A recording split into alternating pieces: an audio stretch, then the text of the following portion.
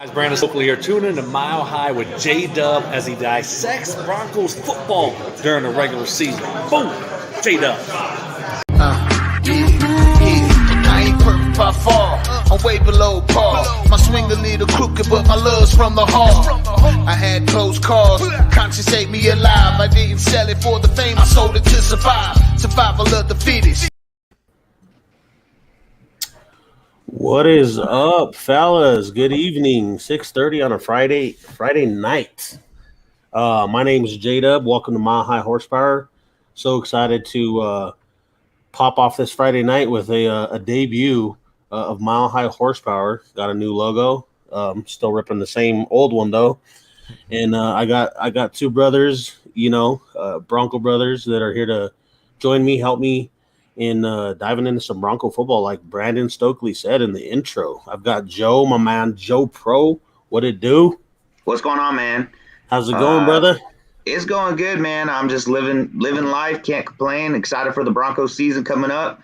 We got a lot of moving parts going on right now, and just tons of potential. And I'm excited to see it finally get going.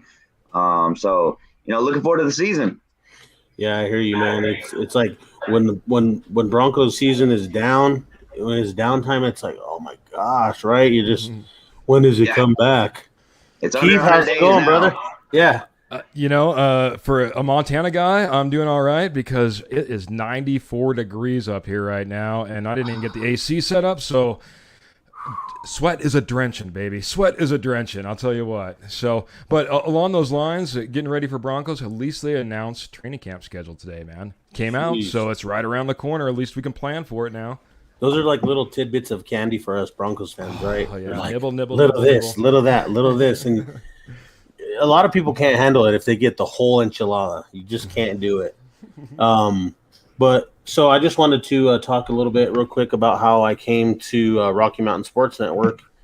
So I was doing live streams by myself of Broncos games, and the reason I started that was for military people that didn't have a chance to watch the game overseas.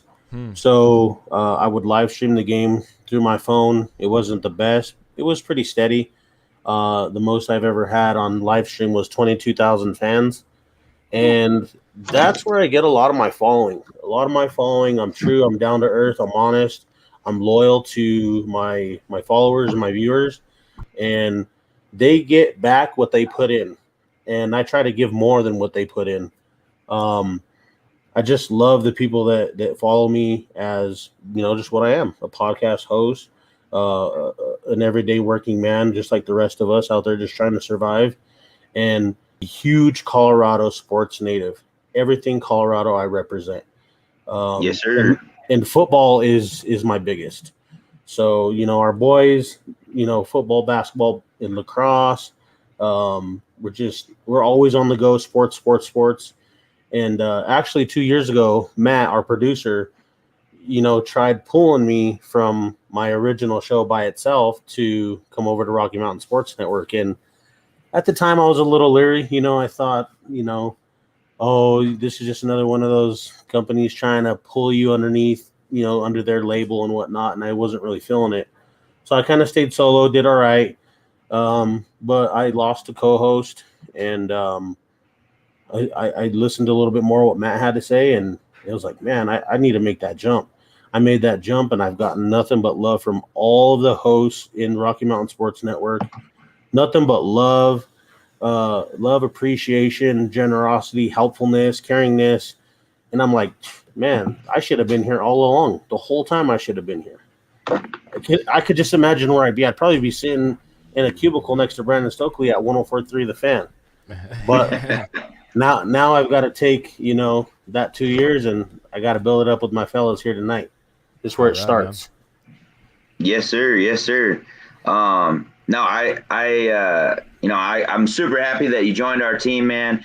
I was running my own show there for a little while. I know Keith runs his own show, and we want to come out, bring over our fans to your show, and just build the brand, build the network, help Mile High Horsepower, build some horsepower. So we're all about it.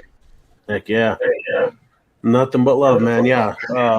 I support you guys' shows, same as you guys for me. So J-Dub, I gotta say real quick, I love your story, man. I love how it started out, man. I appreciate that you're doing everything for the veterans and everything like that too, man. I understand it got shut down, but hey, man, I appreciate what you put out there and why you put it out there, man. So yeah, welcome to what, the family, Keith? man. Welcome to the Thank family. you. I appreciate that. Not a lot of people know about that. I wasn't making a profit off of doing the live streams. I had so many people that would be in and out. I'd have people get in their feelings and report the groups. I've had probably about 6 or 7 of them called J-Dub's No Live Stream TV. And I did a 2.0, a 3.0, and it seemed like every year I had to weed out. So, we kind of got down to a loyalty little program deal that I got with my followers, and the true ones. Some of them already commented. Who else? Nate Myers, Destiny Danae Clade. She's a sister of mine. Nate Myers, he's one of my admins on one of my groups. There's a bunch of people that I can't just name off the top of my head right now, but so many people are just so supportive. And in a world full of chaos and gas prices and just prices on everything going up, for those people to just still support you and what you're doing, it's just like love, man. It's crazy. Yeah, no, what you said earlier, J-Dub, as far as like supporting the military and everything like that. I know we haven't had a chance to really converse, too often yet. But I'm in the military. I'm in the Marine Corps, so I'm stationed out in Arizona. So those kinds of things when I'm stationed overseas and seeing, I have seen your show before. These are the things that like definitely I can tell you with 100% honesty, without a doubt, that military members really do support and appreciate the types of shows that come to us, especially when we're overseas and everything like that. It is definitely, just a taste of home sometimes. And so I appreciate things like that. And I appreciate what you do for others. Oh, that's cool, man. That just hearing something like that makes me just hits the heart really, really strong. I've had a lot of people say that, when they watch my live streams, they don't even like really listening to the commentary that's on the TV. Just my normal camaraderie that I have, my voice, my talking, my, just making comments about what happened in the game. A lot of military have said that they just feel like hearing me as they're watching it. It just feels like watching it with a brother back home. And like you said, it just feels like a little piece of home. And it's the small things that count in life for me. You can go out of your way to do a lot of big things for people, but it's the small things that you do just out of the kindness of your heart to just, man, I would want to do for somebody that, I would want. Yeah, definitely, man. Definitely. So I appreciate that love and, appreciation that I didn't even really know a lot. There's a lot of people that hit me up here in Denver that, have seen my show and my live streams and my podcast. And, I'll just feel that. And I take these shirts everywhere I go and I just give them out to people. And I'm like, man, you love it, rep it, wear the shirt, wear the brand. Dope. Appreciate that. All right, man. So, I want to bring up a topic real quick that I know that's kind of getting a little wild. We had the agreement sale of the Broncos. The Broncos have been officially sold to Rob Walton and his ownership group. Like, what are some of y'all's thoughts?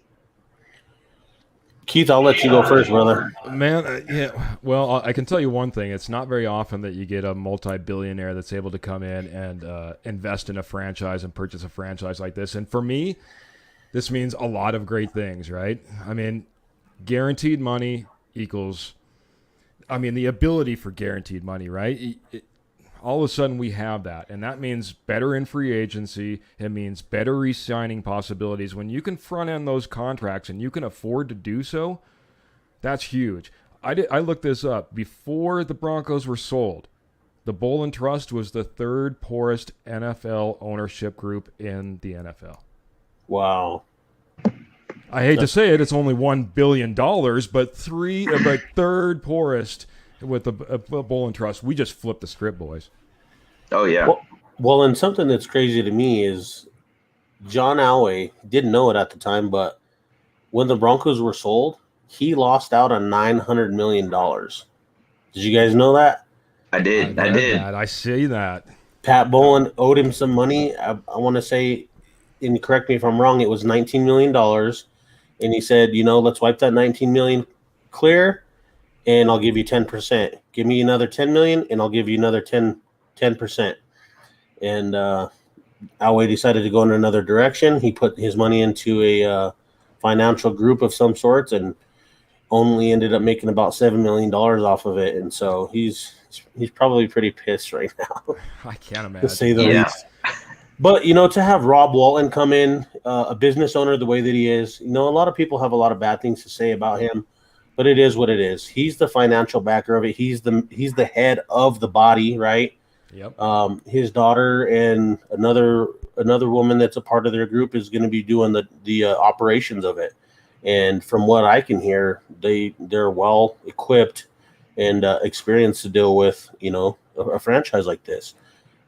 Just all of the revenue that they're going to bring, there's talks about, a new stadium with a retractable roof that brings in being able to host the Super Bowl and, all kinds of different things. The FIFA World Cup, will the location move? Probably. As long as it stays in the county of Denver, right, which were the Denver Broncos, I'll be happy. I'll be happy with it for sure. Yeah, definitely. Some of the co-owners there are the ones that are going to be running the day-to-day operations. She's in charge of the trust over at Chase, and she's also the CEO at Starbucks.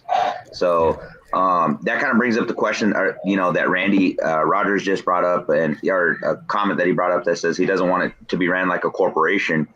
That's kind of something that's a little scary to me, is that we're bringing some individuals in that have only ran businesses. They're not running family type organizations, somebody that has fans, fanatics, not even fans, straight fanatics, individuals that, die by the Broncos, live and die by the Broncos. They want individuals that are going to go out there and do everything in their power to win, not just to bring that bottom dollar in. And I think that's some of the problems with some of the other teams that are in the AFC West specific. We have individuals like, Mark Davis and the Spanos family, who they're worried about the bottom dollar, and has been about the bottom dollar for them for a long time. And so that's kind of some of the issues that we were having over the last couple of seasons with Joe Ellis running day-to-day operations. It seemed like he was more worried about bottom dollar than he was about winning championships. So I'm glad that Joe Ellis is getting out of there. I think that was a function of that trust, right, man? The Bowlen Trust kind of had their hands tied. They couldn't make any huge moves. They couldn't make any big moves. We have ownership up in the air. I think we were been so hand tied over the last few years. I understand not wanting it to run it like Walmart per se, let's say, but at the same time, to be ran like a high functioning, high profitable company. Man, I'll take it. You know what I mean? Because you're going to make good decisions as long as you have the football operations. And that's where my only concern on this comes in. I really want Peyton Manning to come in some type of capacity. I know that he's talked to every single ownership group, and I think that's a necessity, because right now when we look at this group of ownerships and day-to-day operations people, there is no direct tie to sports. It's one thing that was kind of interesting about the Harris group, even though they had ties to 76ers and a 5% share to the Steelers and the whole 9 yards. It's one of the things I kind of liked about that group is they had a passion for sports, right? I think we need that person in the building. Yeah, and what's crazy is like you had mentioned, I was reading up on every ownership group talking to Peyton Manning and him giving his advice, right? Nothing wrong with conversation, but right now at the moment he says he doesn't know what he's going to do. He's taking it year by year. He's happy with his Monday night gig that he's got with his brother and his other little entities that he's got going on. And, it is what it is. But I guarantee you, if they give Peyton Manning the flexibility, which I'm sure he wants, to just come and go as he pleases, which he should, right? He brought us a Super Bowl. He brought us just so much camaraderie of the fans coming together, and us supporting him through his neck injury and whatnot. He's just going to be nothing but good for the organization. Yeah, and I think quite honestly, when you talk about him coming in and being able to walk in and out of that building, as he wishes, let's face it, Peyton Manning, when he puts his mind to, hey, I'm going to take a role, he commits himself to that role. You know what I mean? Not only does he earn that respect, but he's earned that respect in the way that he's carried himself and the way that he actually performs when he's taken over any type of role. Yeah, for sure. Joe, what do you think, brother? Like I said, I think it's gonna be a very interesting thing if Peyton does get the opportunity to come in and help out with some of those day-to-day operations, and I think it will help with the football sense and keeping them on a football mindset. Definitely agree with what you're saying earlier, Keith, as far as if they function as a high-powered financial business, that's great. I don't have a problem with that, but like I said, my worry was that it was just going to be straight about the bottom dollar. So if they're bringing in minds like Peyton Manning or John Elway, I think those are going to be the individuals that they keep the football mindset in there. I know John Elway hasn't done the greatest in the past, but he's also had some amazing drafts. That's the thing that I worry about most. I just don't, I don't want it to necessarily be not ran like a corporation, but I just don't want the loss of football focus to be there. Definitely. So, one of my biggest topics that I wanted to talk about was Russell Wilson, right? Russell Wilson coming over from the Seahawks. And anytime anybody's ever talked to me about, hey, what do you think about Russell Wilson? What do you think he's going to do for the Broncos? I tell them just like this. Look at it as Russell Wilson being in a marriage with the Seahawks. It was old, it was tired, it was boring. He had nothing left to – when you're with somebody for so long, right, like he was with the Seahawks, he had nothing left to prove. He wasn't getting what he wanted from them, and so he wasn't giving them what they wanted. So now, right, with the Broncos, it's like a new fling. The Broncos are a new fling for him. He's going to go out of his way to do everything he can to excite the team as an organization, to do everything he can for the fans. You guys have seen everything he's been doing already in the short time he's been here, right? At Children's Hospital, supporting the Avs, supporting the Rockies, supporting the Nuggets. Like, this dude is all over Denver. He just bought – how much was that house that he paid for? Oh, I don't even remember. It was like $50 million or something, man. This dude isn't going anywhere, right? Like, I feel like he wants to be a staple. It's crazy, bro, because the way that I see it is we're getting these top-tier quarterbacks towards kind of the end of their careers, and they're making their staple homes here in Denver. Manning still lives here. Anybody that comes here and just blows up for us, they love it here. They don't want to leave. Derek Wolf still has a home here. His stepdaughter goes to Cherry Creek. I went there for a little while with John Elway's son, Jack, and their daughter, and that area is just – it's just a great neighborhood. And I see why they don't want to leave. Like, they leave temporarily, right, to go play elsewhere, but they always come back to Denver. No, I completely agree with that. I think, Wilson it's going to be exciting. It's a revitalization for, Broncos country, and seeing another Hall of Fame tier quarterback that is going to come in and bring life back to an offense that has been struggling for the past 5 years, 6 years. That's going to be I think one of the biggest things that Russell Wilson comes in and brings. Yeah, I mean, and like Nate Meyer says, right, Russell Wilson isn't the only one. Denver went out and made, right, our GM has went out and made all kinds of different kinds of moves. He's serious when he took his job serious about going out and winning championships and doing it the right way. He didn't go for those, what everybody thought we were going to do in the draft. He went for idealistic stuff that was going to work, stuff that was going to be long-term, not right now. And I just think everything is coming together the way that it should. You've got all these other fans, the Chiefs, the Raiders, the Chargers talking about, oh, Denver's not going to do nothing. They're not going to do this. They're not going to do that. Well, I really feel like Broncos fans are humble. I'm a humble Broncos fan, and I don't do all that jaw jacking. I let the players do the talking on the field, and then when shit happens, excuse my language, then I just look at you like you're a joke. Like, you're a clown for even the comments that you made. Like if I forgot what you said. So I'm on that humble train. I teach my kids to be humble when they're in sports. They don't do celebrations and stuff like that because that stuff is it is what it is, right? You had your players who do all that, like the Terrell Owens and stuff like that, but I think humility is one of the biggest things that a player or even just a fan can have in sports. Oh, yeah, definitely.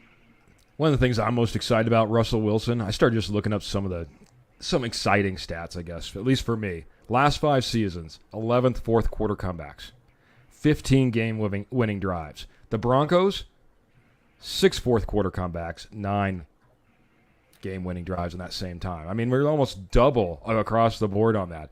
101.8 career passer rating. That's insane. That is insane. For your career? Yeah. That is career, 101.8.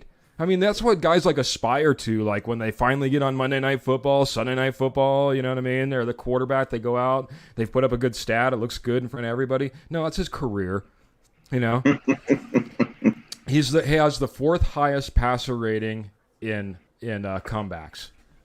In the fourth quarter, I'm sorry, at 102.9. Behind him, Peyton Manning at 101 and Steve Young at 102.3. Wow.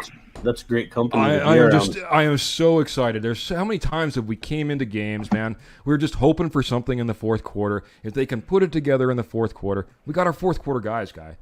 For sure. We've got him, man. I'm pumped about Russell Wilson. Sorry, man. No, it's something to be excited about. Like, it's just so crazy. Like in our family is just right now, right? We're on the Avs train. We're just so pumped every single week, every single day. And it's just like, it's our time. Like, seriously, it is our time. If you look at sports, and I hate to throw shade at the Rockies, but the Nugs, right? We're there. Hence in some injuries. Next year, it's on and popping. Denver, we're ready. The Broncos were ready. And the Avalanche, they're already there. So it's going to be exciting. Yeah, right there. We're right there for all that. Game 2 tomorrow. Yeah. So I got a question.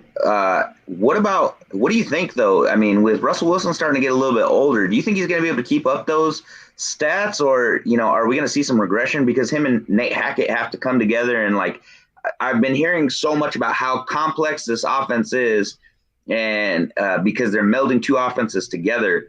Do you think he's going to be able to continue up with that stuff that he's bringing from Seattle and in some, big seasons, or is it going to be we're going to have to kind of slow roll this and maybe wait 1 or 2 seasons before we see something?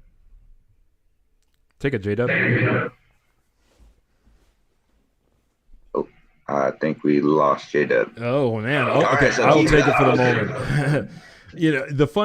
I think it's almost in that Tom Brady type of category. You really can't say, hey, this guy's going to fall off until he falls off. And this guy shows nothing as far as falling off, in my opinion, man. I mean, I know that he hit an injury last year. It was like really one of his first ones, and it kept him out. But, man, guy's been fantastic. And if you ask me, he's probably the only guy on that team, or he is the guy on the Seattle Seahawks who seemed like that he elevated everyone on offense. It'll be really interesting to see what Lockett and Metcalf and stuff like that do. I mean, I know that Geno Smith or Drew Lock's going to be a little bit of a step backward for Russell, but from Russell Wilson. But I think he made a lot of players, man, throughout the years, and it's not like he's had a running game for a couple of years. That's been a struggle for them. Yeah, definitely. No, I mean, I really like this comment from Randy here. Wilson does have a solid team across the board right now. The last time he had a solid team, he won a Super Bowl. Yeah. And then he should have won back-to-back Super Bowls, but we all know what happened there. So hopefully Nate Hackett will just make sure to choose the right plays when it comes to those types of things. But, I think you're right. I don't foresee it happening, but I am concerned about it. I do see, like, Nate is commenting here that Russell's clutch. I 100% agree with it. I'm not saying that he's not, and I'm not saying that he's not going to come in and do things. I'm just worried about it because, a whole new offense, and Nate Hackett's coming in and he's bringing a whole new offense of like melding these Russell's offense and Nate's offense, and they're melding them together. And that is something that, Russell's been running the same offense for a lot of years. So, he has three totally different types of receivers than he's ever had before. The only time that he's ever had receivers like this, it was maybe back in 2014, 2013, around there. I think he had some decent receivers back then. I can't even think of any of the names off the top of my head, but DK Metcalf, that dude's just a monster. He's giant. So I think that was part of the reason why he was able to create so many plays. All right, we got J-Dub back. Welcome back, buddy.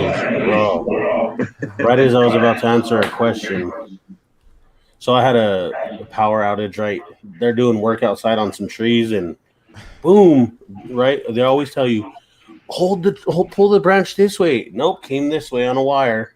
So we had to reset the breaker and all that. Sorry, guys. Oh, no worries. Good running, man. You got the breaker reset. You're back in seat, man. Yeah, it was pretty quick, right?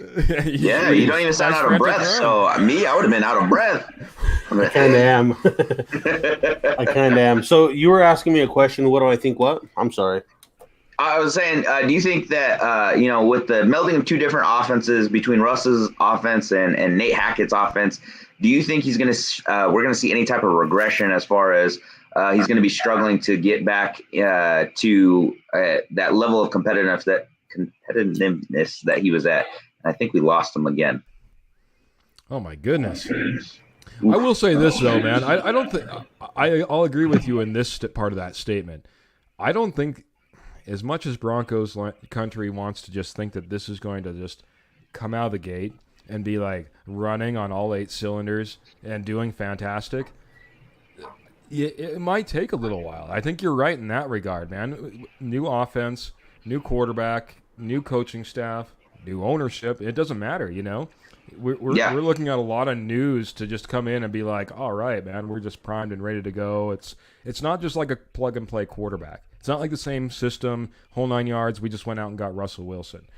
So it will be interesting to see how we spool up, I think, in that regard, Yeah, I think we kind of faced some of the same issues when Peyton Manning came in. It wasn't right out the gate. We won a lot of games right out the gate with Peyton Manning, but like you said, there's more than just a new offense. It's a new everything, new coach, new offense, new ownership. The only thing that has stayed consistent is the GM. That's the only person that is consistent in that regard.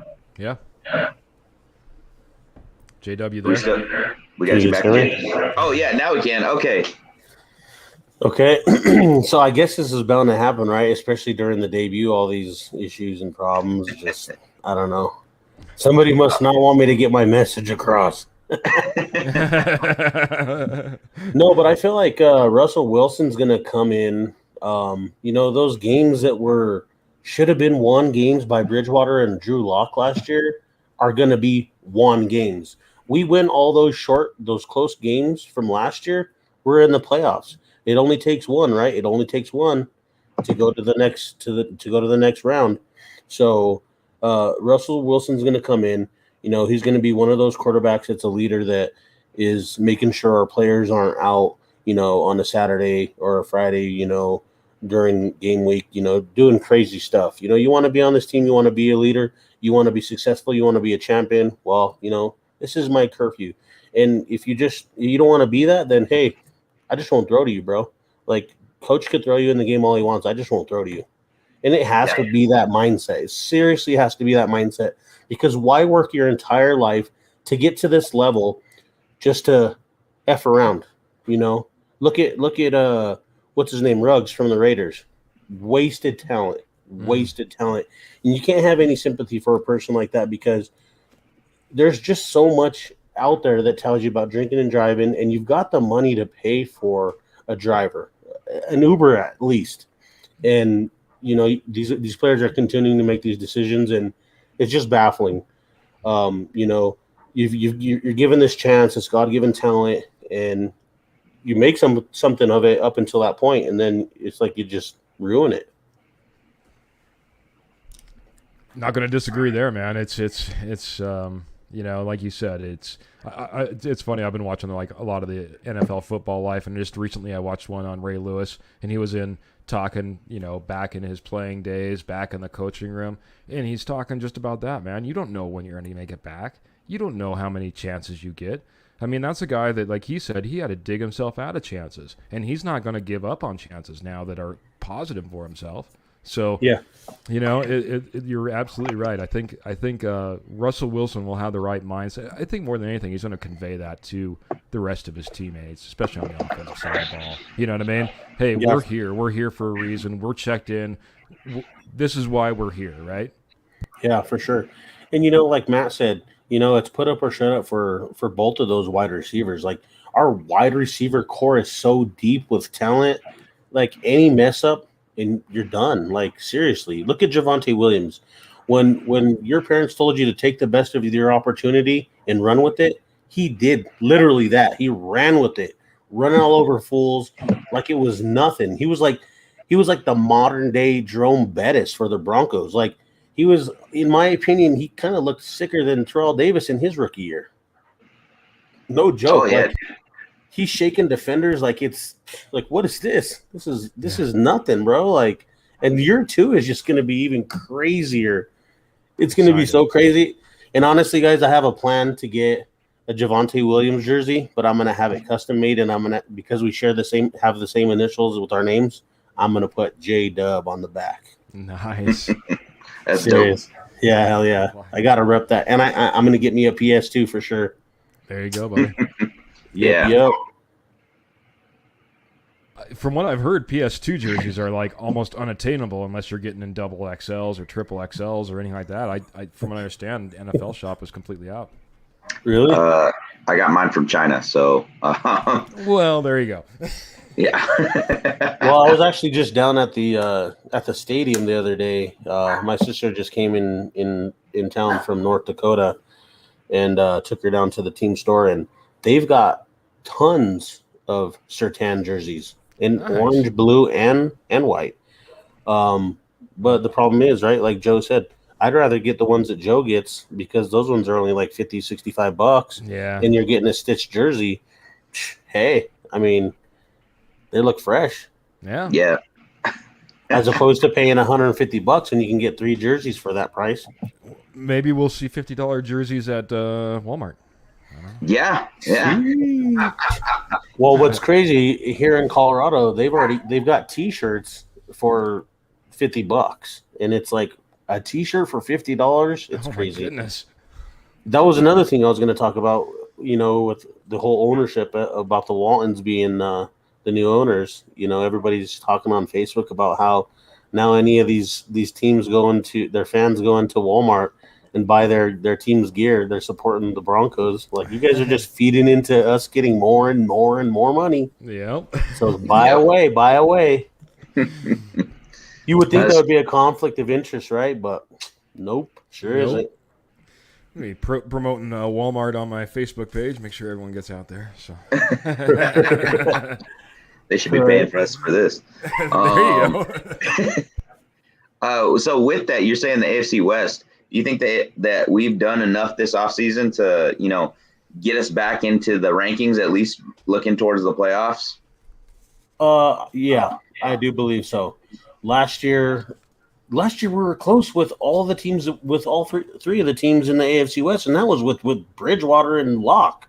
Like, I tried to stay on the Locke train for as long as I could, but he just couldn't do it. He just couldn't pull it out. He couldn't find what he needed to. He went through, and I know COVID messed him up with all the protocols that the NFL had, and, having to wait 2 weeks, quarantine and all that. But you have to be a hard ass when it comes to football and sports. You either got it or you don't.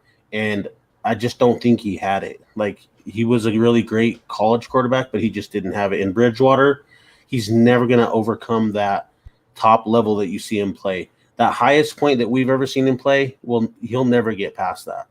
And so bringing in Russell Wilson with the O-line that we have, right? Miners was a small guy, but got strength like no other. And we're just going to kill it, bro. Like, with the running core that we have, we brought Melvin Gordon back. I don't know if I necessarily would have brought him back just with all the fumbling issues, but give him another chance. I really feel like he feels like this is either put up or shut up or get out, and I think he's gonna show Denver that he messed up and he wants to make up for what he did last year. And we were so close on a lot of those games, like with the Chiefs, we were only down by, I don't even remember how much, maybe like 7 or 8 points, and that was with them having their best players. Like, we're playing this closely with you with this mediocre, less than mediocre team, and you guys have a top tier team, right? And you guys should just be killing us, and they weren't. Same with the Raiders and same with the Chargers. Like, I don't know. I don't want to be too cocky and say Denver's going to win the division, but we're definitely going to be in the running for it. I would say it's either going to be us or the Chiefs, for sure. Yeah, I'm super excited to see the level of competition week in and week out for all of those division games. I think it's going to be something very exciting to watch. That division race is going to get real tight, and us competing against each other in that final week is going to be something to look out for. I'm really excited about, as far as even just the schedule in general, right? We have 5 primetime games this season, and it's first nice one being in London. that. Yep, including a game in London and all that stuff. So I am so excited about us getting back to that level that the NFL has enough confidence in us to make the games competitive. So that's a good thing. Well, not only that, but Denver has so much hype around, all the new things that they've been doing that the NFL wants the community of the NFL to see, what a team has done and what a team can do to turn around, 5 losing seasons in a row. Nate Myers asks if we think Albert O can handle a load of number 1 tight end and that he likes Greg Dulcich. And my thoughts are, you know what? Noah Fant was a great tight end, but obviously he wasn't getting done what we needed him to get done, or else the organization wouldn't let him go to Seattle. So now that weight is on Albert O, that if you don't do what's expected of you, like Noah Fant, right? If you're not playing like a Travis Kelce or one of those top tier tight ends like we need you to, then next man up. And I'm pretty sure Dulcich is going to get a chance to show what he has, because we've went through so many. I think tight end is probably the biggest position that we've went through the most of. Scheffler and players from everywhere. We've went through so many different players at that position that it's a damn joke. It's like it's almost like, oh man, if you're a tight end, don't go to Denver because you're going to retire after 2 years. And it shouldn't be like that. Like, you know what I mean? We've had all these we had Julius Thomas, Sharp, like there's some good names. It's just finding a good fit for those guys and really I think the coach Hackett is a big part to play in these tight ends getting better looks, getting more looks, and making those looks count for what they are. Because as a tight end, well, besides Kelce, with the Broncos, you might only get maybe 7 or 8 to 10 passes a game, maybe even less. And so each one you have to make it count. Yeah, for me, I mean, the one thing that I saw from Fant, as soon as he got into the league, we obviously put him into a system that was so much different from where he came from, and it seemed like he got bogged down, depressed. It didn't seem like he was playing at his highest level ever. I was excited when Alberto hit the field, and honestly wanted to see him get the ball a little bit more. It'll be exciting, like you said, getting into a new offensive scheme and to see the way that opens up for the tight ends. I think that Alberto has the chance to go off. I'm a huge Greg Dulcich fan, though. A huge. I mean, he was my first guy I wrote down when I started looking at college football last year. So for him to be on the Broncos is pretty amazing. I think he's a excellent talent, and that could be the progression that we see down the road. That's great. I think Albert O definitely has some high potential there. He was getting better in his blocks at the end of last season, and I think that was the biggest part of his job as a tight end, was that he can go down there and catch the ball. He can be a deep threat up the middle, but his blocking was was not the greatest, and he's really worked on that. At near the end of the season, we definitely saw a big improvement in those things, and so I'm excited to see him have a nice long training camp, and so we'll see where it kind of goes from there. Russell Wilson's been connecting with him in mini camps, man. Yeah, Kind of been the talk. So as Dulcich has kind of been sitting out, Alberto has really stepped in. So I got a question that is just popped in my head right now with as far as mini camps. So I saw that there was from 104.3 The Fan, they had wrote this article about Nate Hackett and Russ have to change the culture within the Broncos organization, and that they were talking about how we should be skipping the end of the year or the end of the mini camp OTAs field day and continue practicing. They chose to go ahead and continue with the field day. Do you think that was a mistake? If you're asking me, I'll say yes. I mean, I just think it's, I mean, as much as this culture and this camaraderie and this team building is important, what have we seen over the last 2 decades as far as training camp and OTAs? Diminish until now we're not even in pads. You know what I mean? We're doing mainly meeting room work, and then we have a little bit of field time where we do some walkthroughs and some run-throughs. I think in this situation, next year, do it. Year after, do it. That's fine. This is year 1. I just think we could have used the time. Yeah, I definitely agree. You can never have too much, right? You can never have too much of that kind of practice. And it kind of almost is just like, we're too good for that. We're too good for that. And if you really feel like if you really feel like you have that many players are injury prone and that's why you're choosing to elect not to do it, then you're already mentally losing. Like, is that what you think when you go on the field for a game, that I'm going to probably get hurt? Or, you've got to get out there and you practice how you play. It's always been said that. I'm a head coach for 7th grade football here in Denver, Colorado, and you practice how you play. I tell my players that all the time. You're standing around joking around horse playing. That's why you're sitting on the sideline, because you're not paying attention, you're not focused, you're not ready. And it goes the same all the way up. It just gets worse and worse and worse. But it kind of almost seems like when you get to the level that the Broncos are at, right, in the NFL, that you kind of just are babying them too much. Seriously. And it's like, what are we even doing? Like, let's not start getting this into like WrestleMania, right? Oh, we got to take it easy. We got to, fake some stuff to make it work. Get out there, do what you're supposed to, and earn that paycheck. Like, I guarantee there's guys that are on the practice squad that are just wishing somebody would get hurt so they can show what they got, because nobody believes in them except their immediate family and close friends. And if you continue to do this, right, like you said, the culture, if you continue with it, then that's what you're going to get. Diminish, like you said. Yeah. So I agree with you 100%. Yeah, I mean, this is the one thing that I'm a little bit concerned about, is that I'm about 2 seconds away from seeing Nathaniel Hackett looking like Robin Williams in a Denver Broncos cheerleading outfit, all right?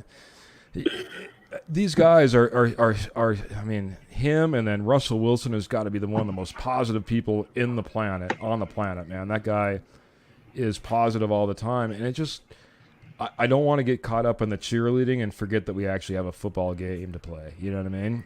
It seems like we're all boasting each other and everything's fantastic, and I'm hoping everything turns out fantastic, but it seems like a little bit of cheerleading in my opinion. That's just me. Sounds good. Yeah, I agree. What do you think, Joe? What are your thoughts?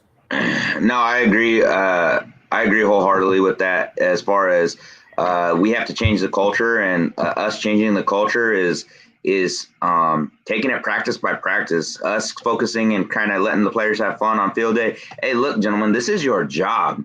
Not every day is going to be fun and games and dunk tanks and basketball shootouts. If you wanted to play basketball, you should have went into the NBA. But this is their job. They're getting paid millions of dollars for our entertainment. They need to be going out there and winning. And if they're not going out there and winning the games, they're not out there putting the pads on, and they're not out there playing, I don't think that they should be getting paid as much because, like J-Dub, you said, there are practice squad players that are biting at the bit. They would much rather be on the field getting those reps than sitting there trying to throw balls at a dunk tank.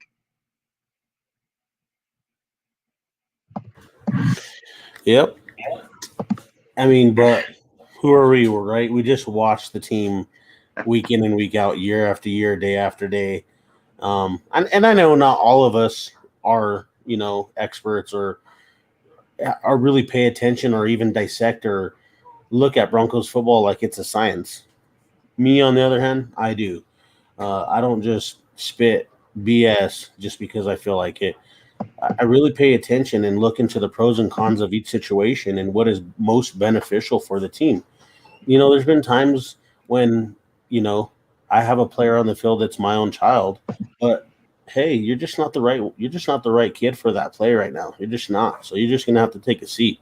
And I believe in that wholeheartedly. Like, the aces in their places, and it happens at jobs too, right? Hey, you're just not really good. Like, let's just say for McDonald's, you're just not really good at making fries, bro. You're good at making burgers. This guy, he's really good at making fries. Like, so keep your aces in your places. Do your job. If everybody does what they're supposed to and worries about themselves and not, paying attention over here or over there, and just stay focused on what you're supposed to be doing, it's all going to come together. And they need to believe that. 100%, man. I think they should be in there, but I guess we'll get them back here pretty shortly when it comes to training camp. At least they'll have pads on. It'll be all the real stuff. Like I said, just a little bit disappointed. I think they could have used the time, man. I think they could have helped implement. And I see we got Jody chiming in too out there too. He said, don't forget about all the time that they spent out with Russell Wilson in San Diego. And I do, and I appreciate that, man.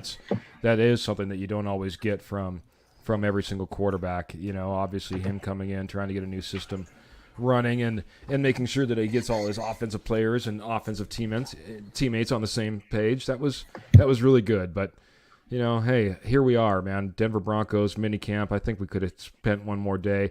And my thought was, hey, if you really want to do that, say, hey, man, come back tomorrow, guys. We're going to have a field day. We're going to have all our families out here. Come back tomorrow and we'll do that. But we're going to get our mini camp days in. Don't know why we couldn't have done that. Yeah, because the NFL only allows you so many. Okay, so we won't hold it at team facilities. We'll meet up at Six Flags. I don't care. You know what I mean? It's just like, you know what, we can meet up and get those training camp days in. I see what you're saying. I thought you were saying maybe they count that day against them, but just some way to actually get all the work in and maybe have that camaraderie as well. Yeah. So I've been hearing about our where is he from again? Wiggins, Colorado. I'm hearing that he might be on his way out. What do you guys think? Reisner? Yeah. I don't think we're there yet. I know there has been some talk and things like that, but I think Reisner has kind of pretty much held his own. Yeah, he's made some mistakes. He's still year 3 now? Yeah. Year 4. I think we need to put a little more salt into him and see what we can get out of him. I don't have a super big opinion on that. Yeah, I don't think he's on his way out. He's done enough to prove. He started off better than Bowles did, and Bowles was given chance after chance after chance before he finally got it together. So I don't know. I think it might just be one of those hoopla, stories that's just thrown out there to get people talking about something. But my biggest upset is letting Philip Lindsay go. Like, that was a damn joke to let him go, for real. He did nothing wrong. He did nothing wrong when he was with Denver, but positive. He was a teammate player. Always gave his all. Like, I don't know. I just don't see it. I mean, obviously he was an awesome player in the run game. He was a detriment when it came to blocking, though. And I know that's something that he tried to work on. He honestly, towards the end, for his size, he was doing pretty well, but not the same as when you get a Javonte Williams or a Melvin Gordon in the backfield. And as much as we loved him in Denver and as fantastic as he did in Pro Bowl and undrafted and the whole 9 yards, he's also been kind of struggling to get anything going once he's left Denver as well, and that might be what Denver saw.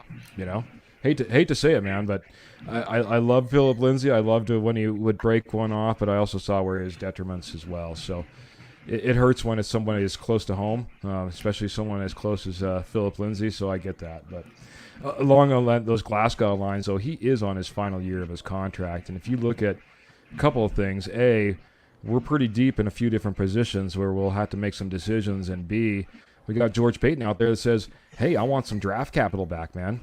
I spent a lot to go out there and get Russell Wilson. I want to get some of that back. So there might be some big names that we actually really love in Denver Bronco country that get shipped off come, training, end of training camp and heading into the season right around that time, just from a financial perspective.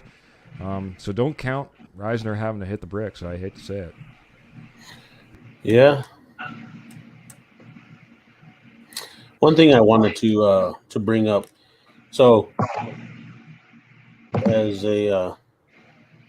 one thing I want to start as a tradition with Mile High Horsepower under Rocky Mountain Sports Network is just giving out some swag of mine, and that's to viewers and fans that tune into my show, that are loyal and just real to the game and real to the cause of what I'm trying to do as a host on a podcast, and so. I'll ask a question on next week's show pertaining to this week's show. And if people are paying attention to, what we're talking about and who said what, it'll be pretty general.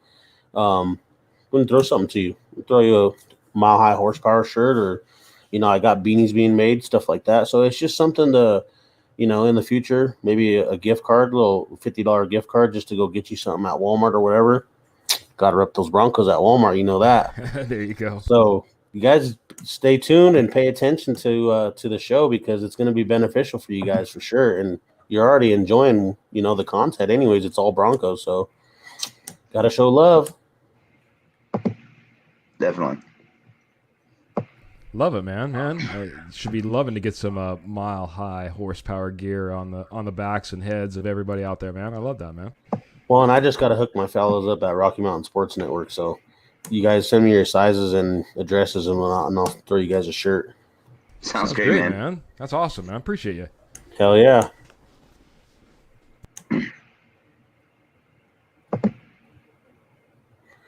So what are we thinking, Joe?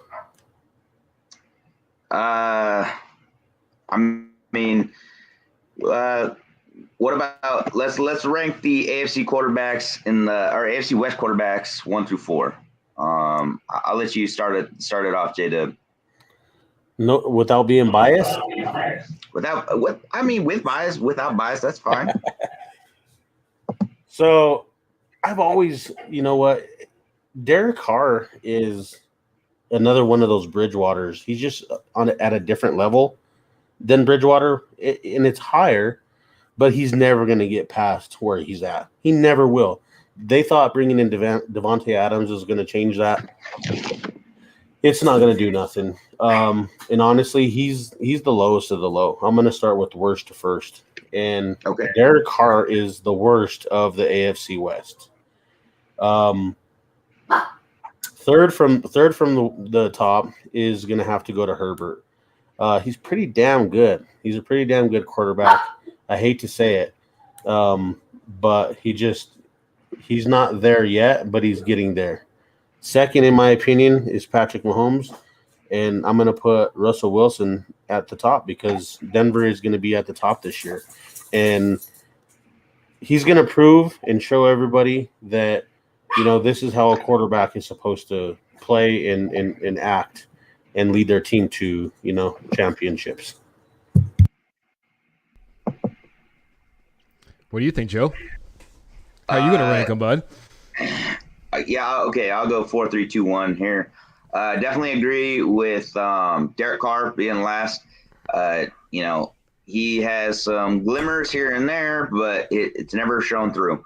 And nothing against him. And it's not. I don't know if he's playing just above the level of Teddy Bridgewater, I would say he's playing a little bit above that. But bringing Devontae Adams in, he's had some decent receivers, things like that. I don't think it's going to be a huge thing for him to, get Devontae Adams in, and it's going to make this giant jump.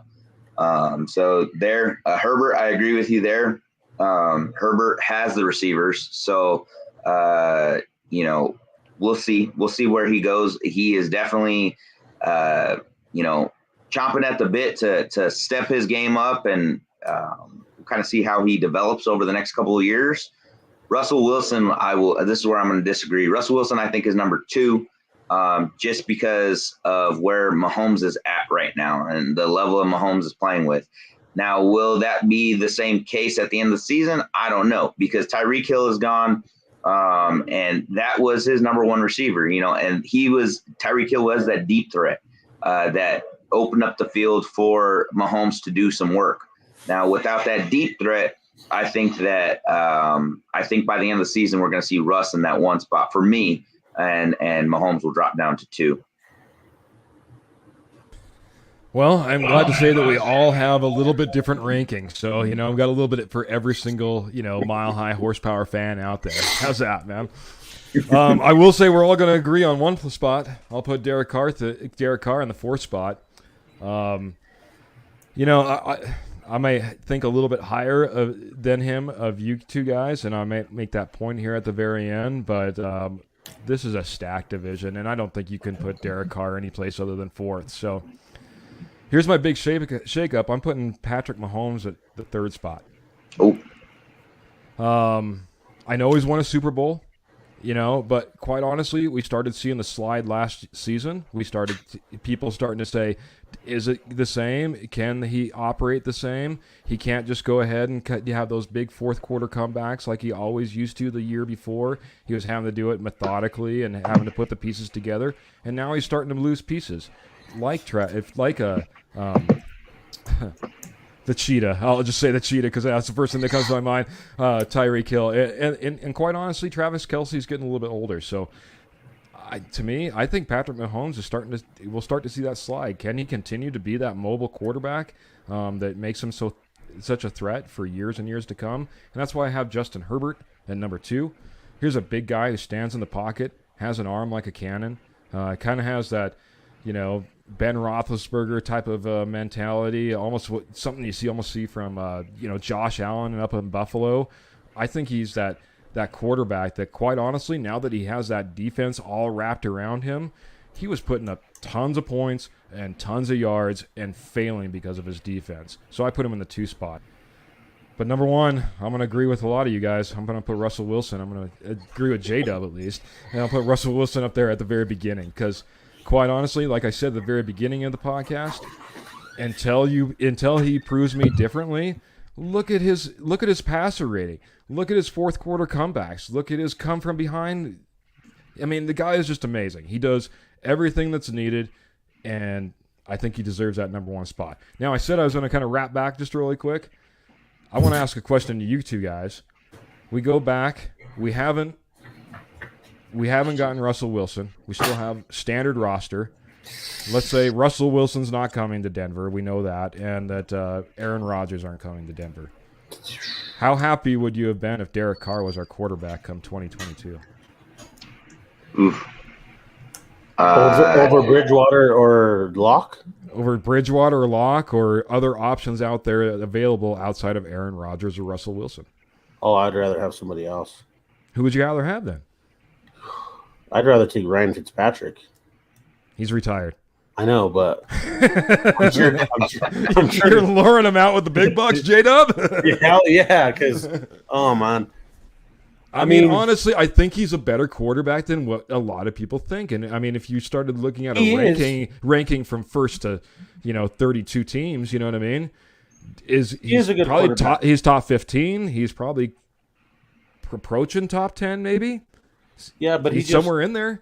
His ownership has the money to do more with players to put around him, and they just don't. They really don't. They have all this money to do, Well, they have mega money down there in Vegas. They were actually I told you that poorest ownership. Oh yeah. Mark Davis is the poorest until he moved to Vegas, and he's now just starting to get the money flowing in from Vegas. So, Well, and that's probably why he made that move. yeah, Because, probably. but you know what? I'll never have respect for the Raiders as an organization. And I'm not just saying that because they're our biggest rival. When you can just take your team and move it from city to city, Okay. and this might sound kind of dirty to a lot of people, but I look at the Raiders like they're prostitutes. Seriously, that's what prostitutes do. They move from town to town, city to city, and you're basically just a hooker, right? And now you're in the biggest city, the biggest hooker city in the world. So you guys are that's like big hookers to me. Seriously, I have no respect for the Raiders. They don't respect their fans, and a lot of their fans are still loyal to them. It's crazy. But is it worse to stay loyal to a team that continues to move around or to find a new team? Oh, I'd rather stay loyal to the team, man. I can't. Yeah. Exactly. You would have to. But Denver's not going anywhere. I can be thankful and happy about that. But I just feel really bad. And Raiders fans are just a joke in general. A lot of them are fans because of the colors. A lot of them are fans because they like that image. That image of we're violent, and it's like who becomes an NFL football fan because the fan base is violent. I mean, unless you're trying to go to jail. Come on now, let's keep it real. How do you feel about Bill Romanowski? Yeah, that's one thing you guys are going to get from me is realness. I'm raw, real, and uncut. So I want to know your position on Bill Romanowski then. Raider, Bronco, Bill Romanowski. To an extent, I liked what he did, but when he started doing all that spitting in people's faces and stuff, that's considered assault, and I don't stand for that. Like, it's one thing to have a competitiveness with another player, like Aqib Talib did with the Raiders wide receiver. I don't even remember Crabtree. Yeah, the bum's name, whatever. But that's just like normal. They do worse in hockey. So yeah. But when you start spitting on people and stuff like that, yeah, he was a good player. He was a great player, but I didn't really agree. Shannon Sharp, man, he's the best. Like, he never really got into fights, but he sure did run his mouth and got in people's heads a lot. And oh boy, I'm good with that. Still getting into people's heads. Yeah, exactly, right? Even his co-host every week gets in his co-host's head every week.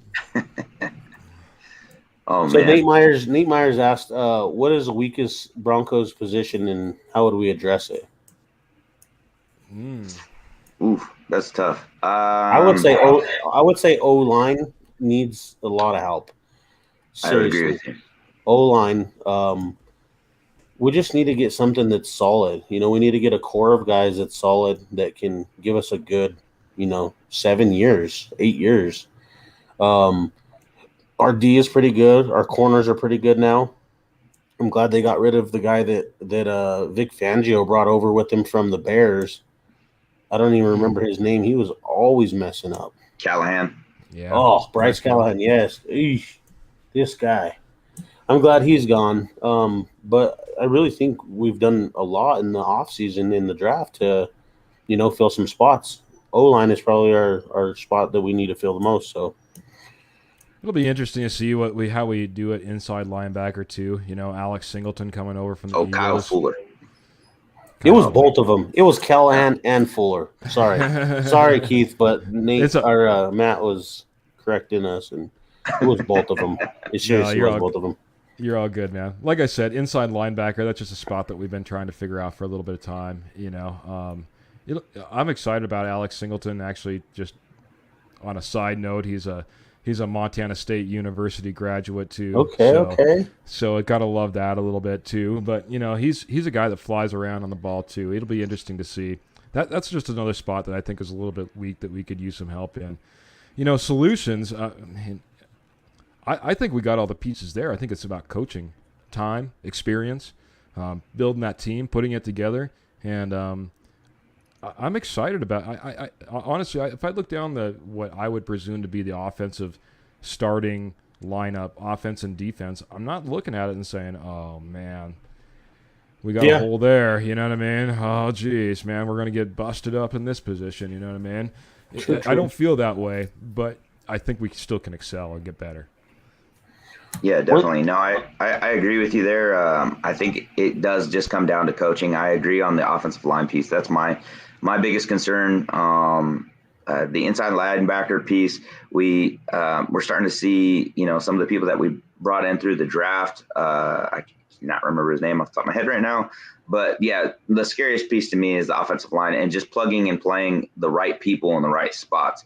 That's kind of been the issue over the last couple of years, is that, we're moving them around on in and out on the different parts of the line. And I don't think we just have found that sweet spot yet.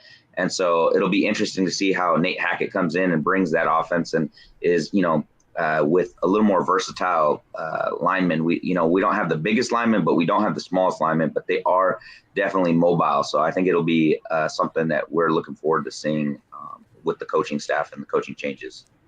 Little side note, in starting inside linebackers, Josie Jewell, Alex Singleton, with Sternard backing up Jewell and Jonas Griffith backing up. I thought Browning was in there too. No, Browning is actually moving out to outside, isn't he? Okay, Baron Browning, yeah. Baron Browning's moving to outside linebacker this year, and but I loved really, it. really good. I loved it last year when, Von Miller got hurt, was on his way out the door, and we had all these players that were able to step up. Josie Jewell got hurt, and you had these players just step up and just go crazy. Johnson got hurt. It's like, man, Johnson, Jewell, and Von Miller, and then Chubb. Like, man, it was like we just got hit with that injury bug. And for those guys to step up, seriously. And for us to step up with those guys, they deserve a lot of kudos and a lot of credit, and they deserve a chance to get out there and continue to show what they've got until somebody else can prove them wrong. I was kind of surprised Kenny Young didn't come back. I know he wasn't as fast sideline to sideline trying to get, or running backs and tight ends and stuff like that, but guy showed out. I was kind of surprised. Well. What's that? Yeah, I think he filled in well. Yeah. When we had him out there. Yeah, I like the guy. I thought he came over. He had a lot of intensity. Was a Rams guy. I was really surprised we didn't hold him over, especially with Izero. So, yeah. One of the biggest things I love finding out from particular Broncos fans like yourself, Keith, is why and the reason behind you chose Denver as a person that lives in a state that doesn't have a professional football team, because you've got them from New Mexico. And a lot of New Mexico fans choose the Raiders or the Cowboys, right? And it's weird because they're closer to the Broncos. Yeah. Oklahoma, North Dakota, South Dakota, states that don't really have, and you would think, right, like Rhode Island, states over there would stick to like the Patriots, whoever's good, right? That's probably who you're going to stick to. But what is your Broncos? Yeah. So the funny thing is I was born in Montana, but I was actually even raised in Utah. But here nor there, I was never a football fan. My dad wasn't a big football fan. He never watched the games on Sunday. But when I was 8 years old, I moved to Utah and didn't have a friend in the world. And finally got a friend, which was fantastic, obviously. And that friend was a huge Broncos fan. And I had no idea about it. I just started watching games so that we could talk about something come Monday morning, and I feel like I've been prepping and analyzing the Broncos since I was, like I said, 8 years old ever since. Ryan Acey went on to do other things, and I don't even know if he's a Broncos fan. Quite honestly, I don't know if he was a Broncos fan past about fifth grade, but I continued on, man, and I've Broncos country through and through. It's weird. Montana, though, is in that weird predicament. You have about 4 teams that you can be a fan of. You can either be a Broncos fan, you can be a Seahawks fan, you can be a Vikings fan, or you can be a Packers fan. It's like, hey, we're going to ride along that northern high line where everything's cold with Minnesota and Green Bay, and of course with Seattle and Denver, it's just a proximity. So nice. I like hearing that. It's a pretty cool little story. Thanks, man. It's good. It's good because certain fans are just like, "What? Why do you like them?" And they can never tell you why, right? They're like, "Oh, I don't know. Like, I like their logo," and it's like, oh.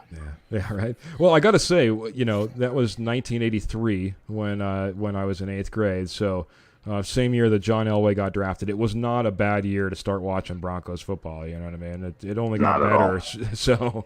So it was an amazing run. I don't know if it would have got me hooked as much if Ryan Acey would have been a Lions fan. I don't know what would have happened. All right, man. guys. I am going to have to hop off. I will bid you adieu. I hope you all have a great rest of your show. Hey, J-Dub, thanks for the invite. I really appreciate it. I enjoyed being on the show. Hope to see you all next week. Oh, yeah, for sure, Joe. Right on, man. You have a good night. Thank you for joining Mile High Horsepower. Keith, my man, it's down to 2. It is. Me and you, bro. Was there anything else that you wanted to bring up concerning wise Broncos, just like I said, more than anything, I'm just kind of excited for that for the training camp. It's about time. It'll be interesting to see to put pads on, but nothing really else comes to mind, man. It's the wind up of minicamp. It's been a nice off season, and we've made tons of additions, and now we just got that small waiting time, right? That little tiny window of nothing, and then next thing you know, we'll be spring training camp with the Cowboys and on to the preseason game, man. Yeah, I agree. I don't know if you caught the too, but the Broncos are going to be nationally televised for all 3 preseason games as well. So for a guy here up in Montana, that's awesome. Yeah. Hey, and if not, I host a weekly live stream of the Broncos. I still do it.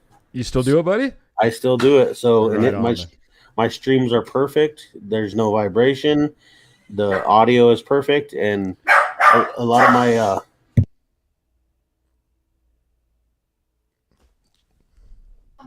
so I still have that live stream going, and it's clear.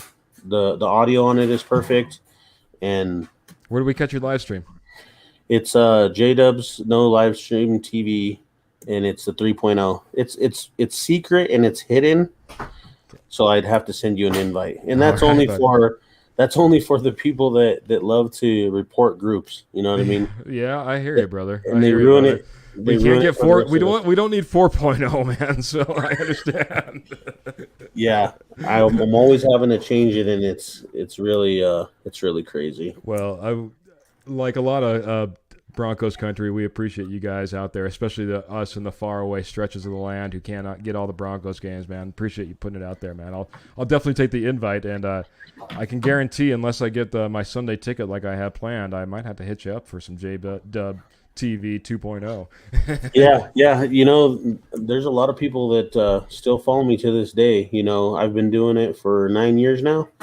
And like I said, that first year or two, the most I've ever had on my live stream watching Broncos was 21.7 thousand people. That is just astounding, dude.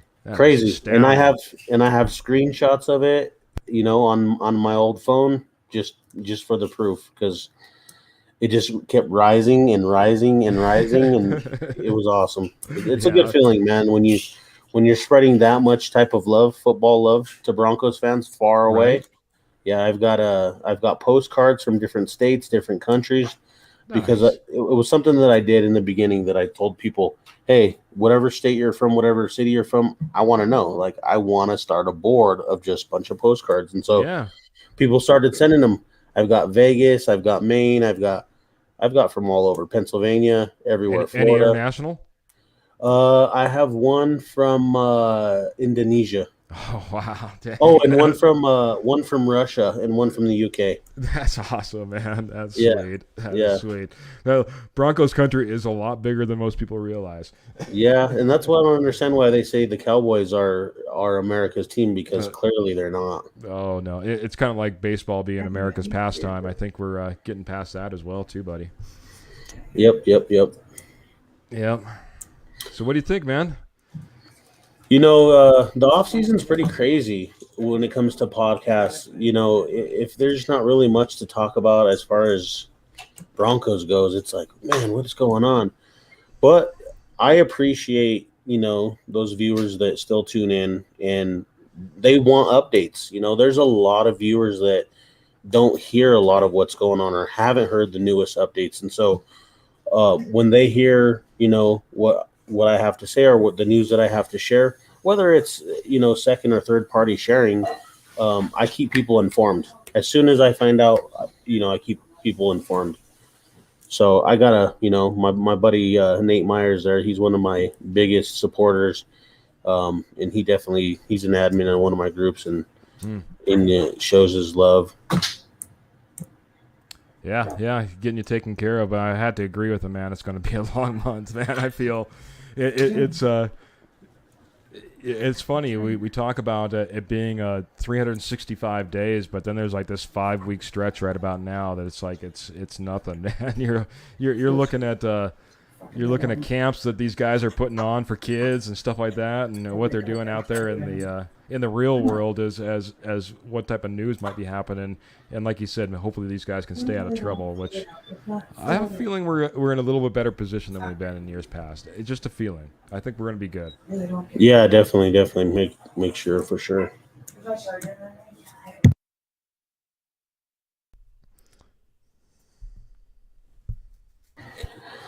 So this is the debut, and I actually feel like it turned out pretty good. We had quite a few people, tune in and comment and have a lot to say about the topics that we were talking about, and I love that. I love that interactiveness with viewers, questions, comments, concerns. I love it. I agree, man. Great night, man. It was nice to jumping on the Mile High Horsepower, man. So it's fantastic to have another Denver Bronco podcast here on the Rocky Mountain Sports Network, man. So, hell yeah, first nice of many. Yeah, exactly. It's great being on your show. I'm gonna have to get you on my show. I hope that works out for you too, man. Because I really enjoyed a conversation here tonight, man. Oh yeah, you said Tuesdays, right? Tuesdays at what, 6:30? Yeah, Tuesday 6:30. Again, you can find it right here on the Rocky Mountain Sports Network. It's a Denver Bronco Roundup. So, heck yeah, we'll have to do that for sure. That would be great, man. I think it'd be fun. But that definitely sounds like we're probably going to have to make that the end of our show tonight. I just want to say shout out to Keith, Joe, Matt for bringing me onto Rocky Mountain Sports Network and believing in me and just giving me the opportunity to showcase my podcast talents with Mile High Horsepower. All right, man. Well, that's a little Mile High salute from me. Everyone have a good night. Stay tuned, guys, for I'm sorry, man. Did I cut you off? No. I was just telling people to and another shout out I wanted to give to is Attack One. He's a local Denver rapper, and he actually is the music that is on my intro and outro. So if you guys are looking for some good music, some local Denver music, go look at Attack One, ATAK1. ATAK1, Attack One. Well, we'll listen to him in the outro then, okay, buddy? All righty. Thanks, guys. Take care. They don't know me. I ain't perfect by far. I'm way below par. My swing a little crooked, but my love's from the heart. I had close calls.